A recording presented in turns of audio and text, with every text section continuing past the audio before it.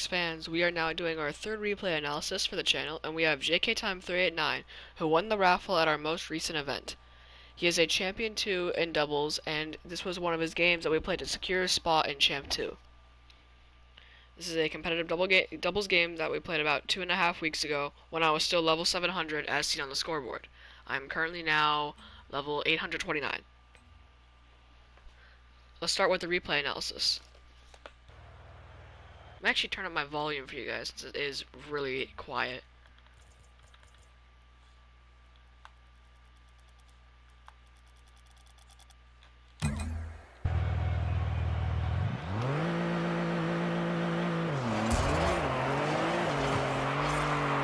I also will be pointing out mechanical mistakes here. And I'll also be going a lot more in depth into mistakes I see. So a misread on the ball, don't worry too much about it. That doesn't go through. Here I can tell that you're adjusting. This is a mix of adjusting quickly and not understanding exactly what's happening. I do not normally see somebody make that many quick turns and adjustments like that. That is a good thing because that shows that you're really focusing on what's actually happening. Take that as a good sign, is what I'm saying. Here you go for the 4 boost. Here, I would really say, I think, luckily here, we're put in a good position, and I think you see that he's dribbling into the corner, which is the only reason why. But I would say, if you, depending on the route that you're going to take, just go a little bit more preemptive here, and right after the jump, what if you turned a little bit more to the left, because you didn't see it actually because you're on your camera here, but let's say now, if you grab the 2 boost pads that are right ahead of you and launch you into the 100, that would save you a little bit more time and just get you back on defense a little bit quicker. Good save here, good speed. I think here, this is something that I suggested tonight, and I recommend it for a lot of people. Here, this turn, or this little sudden turn off the recovery, is caused by you not air rolling at the touch of the ground. And when you air roll at the end of it, just for a split second, you want to make sure you're air rolling as quickly as possible, or drifting in this case, right as you touch the ground, because that'll get you, and then immediately turn back on, or just let go of it right after you touch the ground, because that'll get you a smoother landing. Here, there's a little bit of awkwardness here. This was actually, I think this was my bad on the call out. I don't think this is your fault. This was a smart play. A little bit risky though, judging by what he did. You see him pre-jumping. So now, what do you decide? Yeah, you bring it down to me. Level 50. I mean, I guess this was a really good play, except the one thing here is I would recommend just slapping your right stick real quick just to see where is the other guy. Is he challenging this ball, or do you have time to control it? Because if you had time to control this, I know that you have more than enough car control to take a sharp drift and turn this into a dribble straight onto the net. I know you have that car control. So really just taking a quick slap at the right stick, that'll help a lot. Touch. Good counter. You see him up and you see me up. I think that's because of a call out. I remember here, I'm generally, when we play duos, just a little bit more of a call out duo. I actually want to rewatch this. I was too distracted with what I was saying. This was good intention. You were trying to get this away, but this is the one thing where people are going to punish you if they see this kind of touch coming out. So I'd say my only suggestion here, fall with the ball onto the ground and just keep the ball close to you. So instead of going for this flip, just essentially boost a little bit towards it and keep the ball towards the ground and just try to keep the ball as close as possible to you so you don't get this kind of punish.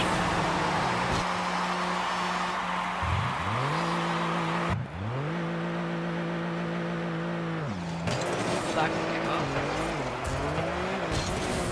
You see him, he definitely wants to challenge, or would challenge if he could. So you see this pinch.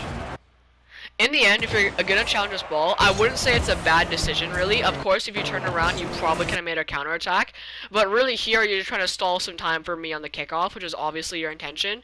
Really, the only thing I could say here is just be careful more on the direction of your flip. Just so you get an idea. So, because if you flip to the left here instead of the right, you can completely block him actually and set me up for a pass. And let's go into fly real quick to see my positioning. I am right here adjusting to the touch, and before the actual play, I was moving really far back, and I was about here. So I went all the way back for a little bit of a not a far post, but just pushed too far back. So that's a mistake by me. So just in the end, a better teammate will set you up, will be there for a pass if you manage to dunk them really hard. Here they get a counter-attack play. I understand your intention here. Like, you see me and you see me in a good position. I look like you see me for the split second. You see me booking it back to the ball. But in the end, this is one of those situations where even though here essentially the goal is already over, they've taken it 100%. Rush across those 12 boost pads and just try to get under him and just essentially aim for the crossbar on your own net for a redirect. That's really the only thing I can recommend here. This is a really tricky play.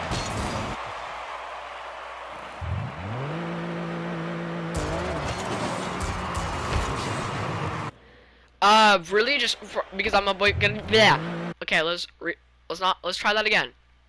Especially with you, since I'm going to be pointing out mechanical mistakes a lot more. Just practice kickoff consistency with some friends, basically, where you just like, I recommend go to 14, and whoever gets to 14 wins on the kickoff, wins. And the way it'll work is whoever's side it bounces on. So if it bounces on your side, then you lose. If it bounces on your opponent's side, then you win. And then you get then you get a free net. Here you see him up. This was one of those things where you don't even need the right stick here. This was good instinct. Props for this, because this is one of those things where you as a player you have this, because every player, especially when they develop, you're a great example of what kind of a sense can come out.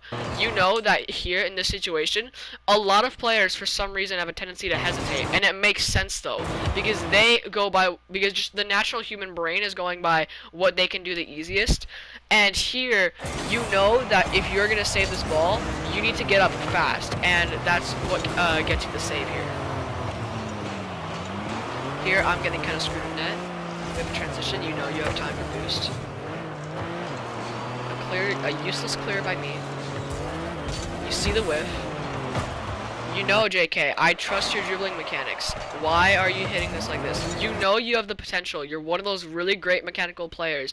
If you know how to if you use your mechanics more, you will win even more games. Right now, I would only recommend just look at this situation. You see him whiff. And really, I think it's because you don't play much ones, and ones is really the one thing that I could recommend for your playstyle, I guess. But this year, you know, because I think obviously before this, I remember this wasn't our first game for sure, and you were hitting some powerful shots on net.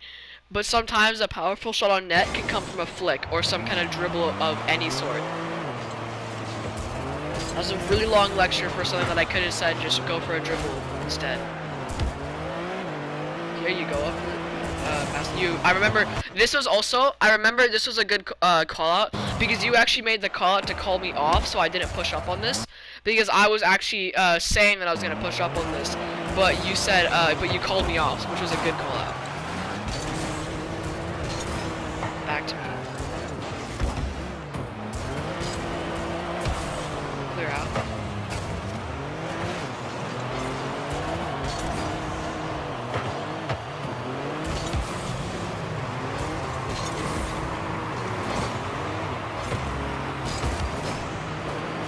That goes through midfield. This was my bad. I should have expected what was happening. Here, honestly, I think this was a good decision to turn away. I wouldn't really say that was bad to not go for the speed play. And here, you're getting, you end up trying to wrestle him for the boost, you get demoed. And now you're back here. You know you have space. And you almost placed a shot crossbar down. This situation's a little bit different because of how both people are back, and I guess this kind of makes it a little bit more of a decision here. And I think what you're really trying to do is just set up some power, but I'd say here is still the dribble time.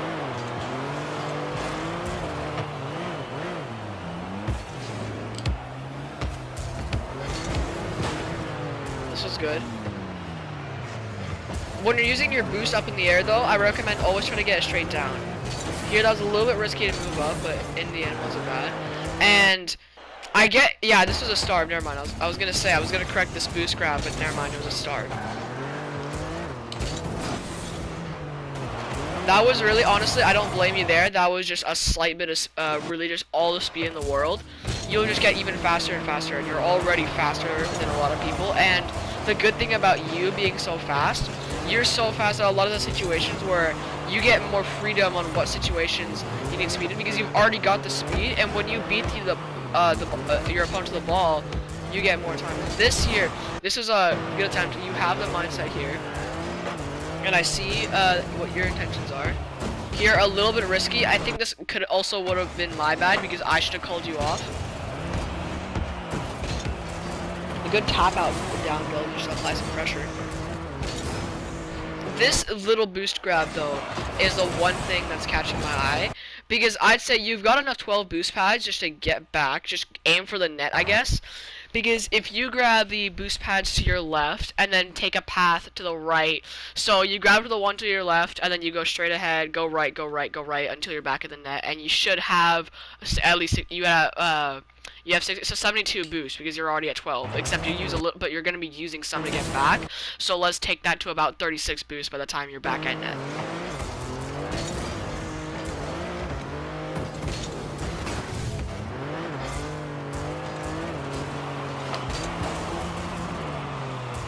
This was good intention. You saw that there was pressure. Really, the only thing I would say is just hold down the reverse cam as you're going up for this, just to see if there's anybody pressuring you, so you get an idea.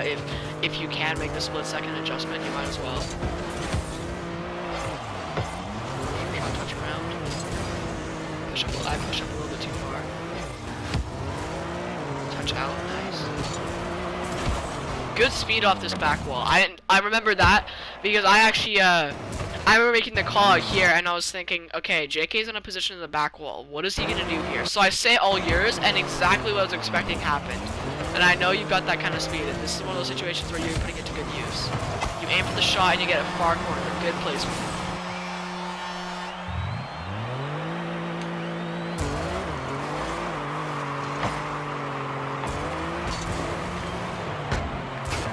Good job. You see, he's caught off guard now, so you capitalize the open net. Boom. Now we got tie game.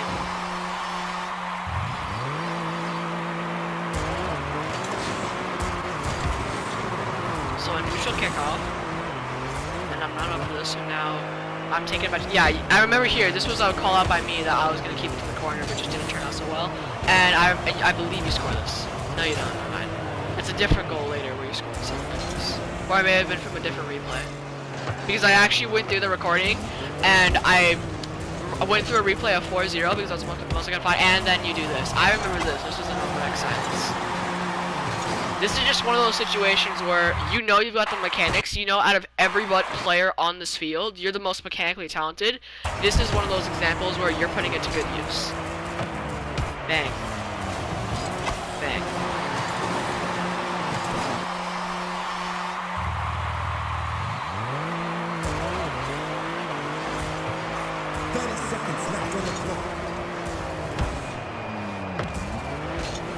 Good speed. And he chokes in net, so now we see that we've broken them down, and now we got 23 seconds left, and we can essentially do whatever the hell we want to buy as much time as possible. Good patience here. You know that if you wait for the ball to bounce, you can get more power off of it. I'm up for this. Now touch goes out. Miss shot on net. And now we got 8 seconds left. So now that is good instinct right there. You know that you just want to beat them to the ball once, and then from there you want to play patient. And now you see you might as well challenge this, because if you make him stall time, then there is no way that because if he has to recover on his dribble from you challenging, there is no way they're making the 0 second. And this ends up being a 2-4 win, or a 4-2 win for us. Thank you guys for watching, and that is the end of the replay analysis.